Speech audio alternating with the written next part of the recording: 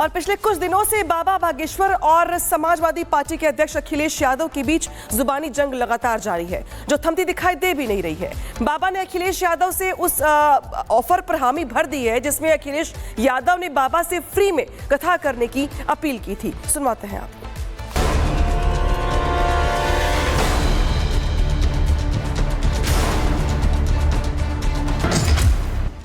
राजनीति और प्रवचन जब आमने सामने हो तो शब्दों की तलवार चलती है। यूपी की सियासत में इन दिनों दो नाम सबसे ज्यादा गूंज रहे हैं। एक तरफ हैं बागेश्वर बाबा यानी धीरेन्द्र शास्त्री और दूसरी तरफ समाजवादी नेता अखिलेश यादव। दोनों के बीच छिड़ी जुबानी जंग अब बन चुकी है सियासी चर्चा का केंद्र। लेकिन बाबा बागेश्वर अपने जन्मदिन के दिन अखिलेश पर थोड़े नरम दिखे और सियासी शोलों पर पानी डालते नजर आए। बाबा बागेश्वर ने अखिलेश के उस ऑफर को स्वीकार कर लिया है जिसमें अखिलेश ने बाबा को फ्री में कथा कहने की दी थी। 10 की 10 उंगली कह रहे हैं कि कथा हमारे यहाँ भी कर दो फ्री में और सरकार से कहेंगे कि इंतजाम करे, जैसे और जगह इंतजाम होता है फ्री कथा कैसे हो सके, और इनको फ्री कथा करनी चाहिए। हमारा पार्टी कार्यालय बन गया है, कोई दिक्कत नहीं, बेझिझक हमें किसी बेझिझक पे कभी भी हमको बुला सकते हैं। हम तो पैसा वाला कोई विषय ही नहीं है। सबके अपने अपने भाव रहते हैं, अपनी अपनी श्रद्धा रहती है, यजमान की यथा श्रद्धा। तो हमने कभी ऐसा कोई अपेक्षा नहीं की, कभी मांग नहीं की। 5 रुपया भी दे दो, 50 रुपया भी दे दो, और ज्यादा है तो और ज्यादा भी दे दो। बाबा बागेश्वर ने अखिलेश का ऑफर तो स्वीकार कर लिया, लेकिन सवाल यह है कि एक तरफ जाति की सियासत करने वाले अखिलेश और दूसरी तरफ हिंदुत्व का झंडा बुलंद करने वाले बाबा बागेश्वर के बीच सीज फायर कितने दिनों तक चल पाएगा। दरअसल दक्षिणा विवाद के बाद अखिलेश और बाबा बागेश्वर आमने सामने थे। अखिलेश ने बाबा पर कथा करने के लिए 50 लाख लेने का आरोप लगाया, जिस पर बाबा ने कहा था कि वो राजनेताओं पर टिप्पणी नहीं करते।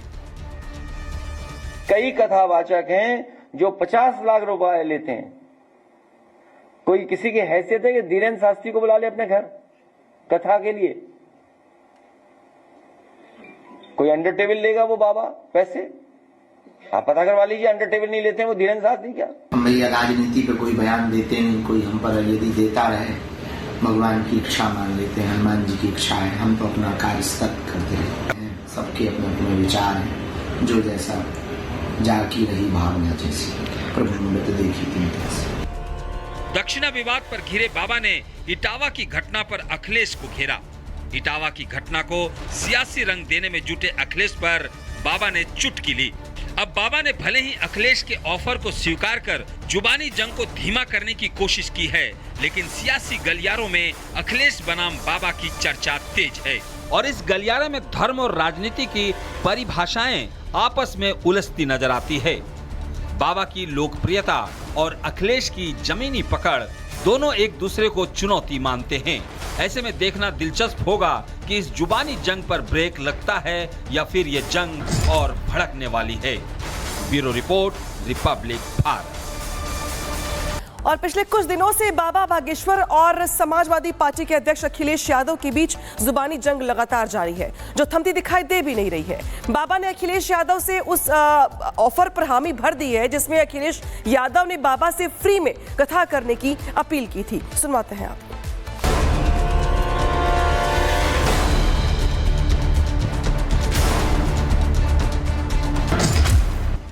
राजनीति और प्रवचन जब आमने सामने हो तो शब्दों की तलवार चलती है।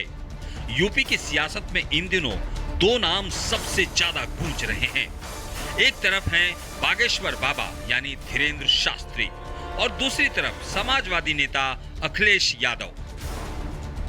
दोनों के बीच छिड़ी जुबानी जंग अब बन चुकी है सियासी चर्चा का केंद्र। लेकिन बाबा बागेश्वर अपने जन्मदिन के दिन अखिलेश पर थोड़े नरम दिखे और सियासी शोलों पर पानी डालते नजर आए।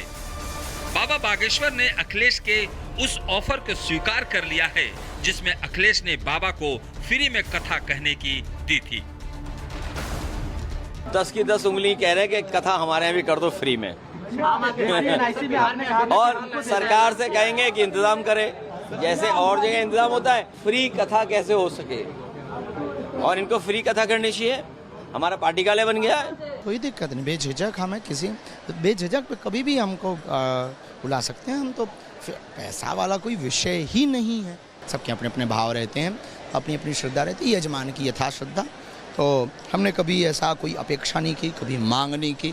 5 रुपया भी दे दो, 50 रुपया भी दे दो, और ज़्यादा है तो और ज़्यादा भी दे दो। बाबा बागेश्वर ने अखिलेश का ऑफर तो स्वीकार कर लिया, लेकिन सवाल यह है कि एक तरफ जाति की सियासत करने वाले अखिलेश और दूसरी तरफ हिंदुत्व का झंडा बुलंद करने वाले बाबा बागेश्वर के बीच सीज फायर कितने दिनों तक चल पाएगा। दरअसल दक्षिणा विवाद के बाद अखिलेश और बाबा बागेश्वर आमने सामने थे। अखिलेश ने बाबा पर कथा करने के लिए 50 लाख लेने का आरोप लगाया, जिस पर बाबा ने कहा था कि वो राजनेताओं पर टिप्पणी नहीं करते। कई कथावाचक हैं जो 50 लाख रुपए लेते हैं। कोई किसी की हैसियत है कि धीरेन्द्र शास्त्री को बुला ले अपने घर कथा के लिए? कोई अंडर टेबल लेगा वो बाबा पैसे?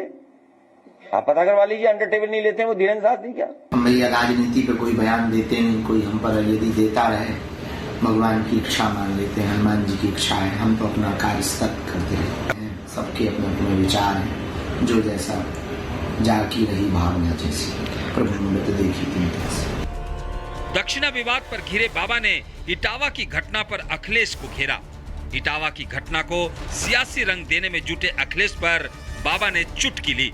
अब बाबा ने भले ही अखिलेश के ऑफर को स्वीकार कर जुबानी जंग को धीमा करने की कोशिश की है, लेकिन सियासी गलियारों में अखिलेश बनाम बाबा की चर्चा तेज है और इस गलियारे में धर्म और राजनीति की परिभाषाएं आपस में उलझती नजर आती है। बाबा की लोकप्रियता और अखिलेश की जमीनी पकड़ दोनों एक दूसरे को चुनौती मानते हैं। ऐसे में देखना दिलचस्प होगा कि इस जुबानी जंग पर ब्रेक लगता है या फिर ये जंग और भड़कने वाली है। Bureau report, Republic Bharat. और पिछले कुछ दिनों से बाबा बागेश्वर और समाजवादी पार्टी के अध्यक्ष अखिलेश यादव के बीच जुबानी जंग लगातार जारी है, जो थमती दिखाई दे भी नहीं रही है। बाबा ने अखिलेश यादव से उस ऑफर पर हामी भर दी है जिसमें अखिलेश यादव ने बाबा से फ्री में कथा करने की अपील की थी। सुनवाते हैं आपको।